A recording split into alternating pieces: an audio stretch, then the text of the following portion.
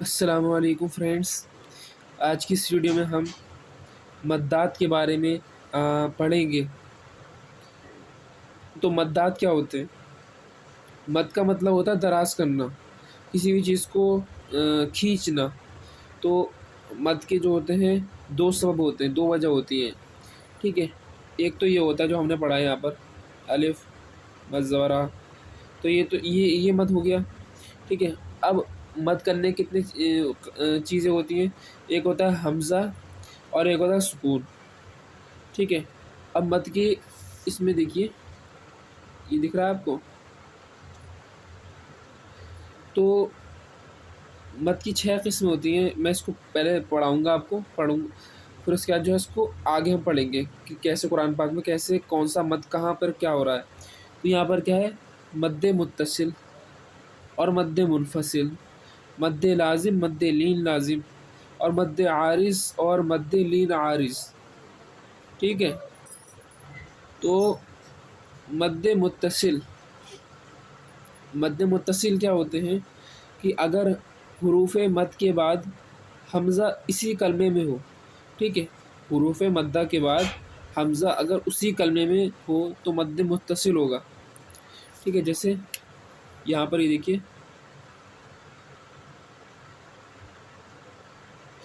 یہ الف مد ہے، الف سے پہلے زبر ہے، الف کے بعد کوئی حرف ساکن نہیں ہے تو الف مد ہے۔ تو یہاں پر اس کے بعد کیا آ گیا، حمزہ آ گیا، حمزہ اسی کلمے میں ہے تو یہاں پر کیا ہوگا، مد متصل، یعنی بڑی مد ہوگی، یہاں پر کیا ہوگی، بڑی مد ہوگی۔ اسی طریقے سے اگر میں یہ لکھوں، اسی طریقے سے جی جی حمزہ زبر آ، جی آ، تو یہاں پر بھی کون سی مد ہوگی، بڑی مد ہوگی، ٹھیک ہے۔ یہاں پر کون سی مد ہوگی، بڑی مد ہوگی۔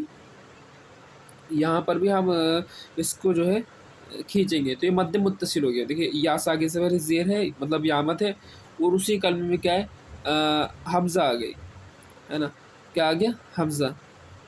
یہاں پر کیا ہوگا، مد متصل۔ اگر یہی حمزہ یا ساکن دوسرے کلمے میں ہو تو وہاں پہ کیا ہوگا، مد منفصل، یعنی چھوٹی مد۔ تو اس کو زیادہ کھینچنا ہے، ٹھیک ہے۔ اب اس کو کتنا کھینچنا ہے یہ دیکھیں آپ، مد متصل کتنا کھینچنا ہے۔ تو مد متصل 4 یا 5 حرکات کی مقدار کھینچیں، ٹھیک ہے، اور اس کو 2-3 حرکت کے برابر کھینچیں۔ اچھا، اب یہاں پر اب میں بتاؤں مد منفصل کا، تو یہ جو ہے یہ ہو گیا مد متصل۔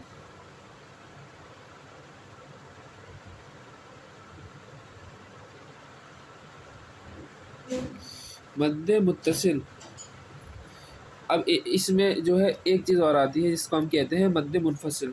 یہ چیز سمجھ میں آئی آپ کے، حروف مد کے بعد حمزہ کیا کہتے ہیں اسی کلمے میں ہو۔ اب مد منفصل سمجھیے، مد منفصل کیا ہوگا، اس میں 2 لیتا ہوں سمجھانے کے لیے۔ جیسے یہ ہو گیا، ٹھیک ہے،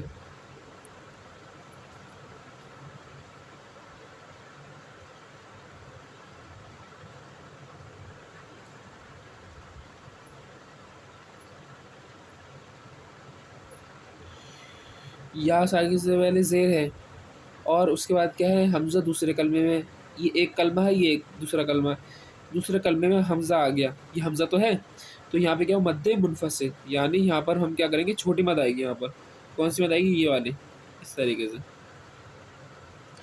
یہ چیز سمجھ میں آئی؟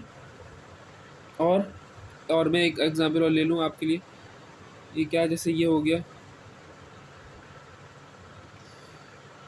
اس کو دھیان سے سمجھیے۔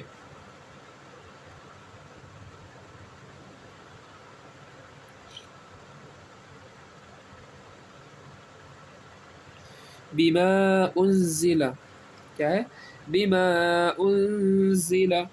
تو اب یہاں پر کیا ہے، بیما ایک کلمہ ہے، انزلہ ایک کلمہ ہے، تو یہاں الف مد ہو رہا ہے، الف سے پہلے زبر الف خالی ہے، اس کے بعد حمزہ دوسرے کلمے میں آ گیا، یہاں پہ کیا ہوگا، مد منفصل، یعنی چھوٹی مد ہوگی یہاں پر، ٹھیک ہے، بڑی مد اور چھوٹی مد۔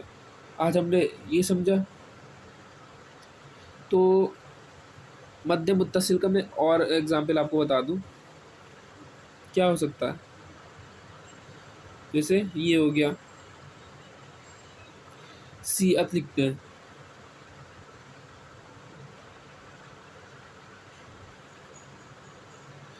सी अत,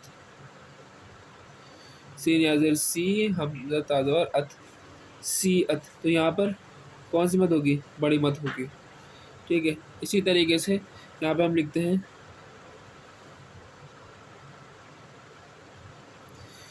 ठीक है,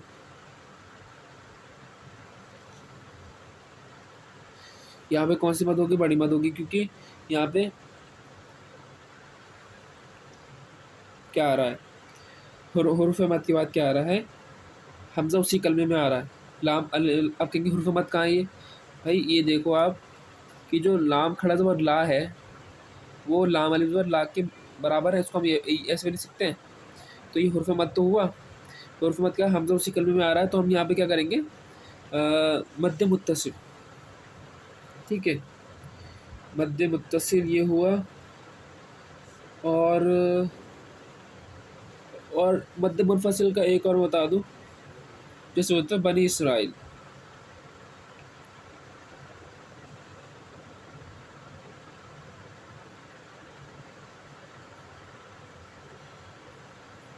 है ना, सर ये ऊपर आएगा बनी इसराइल।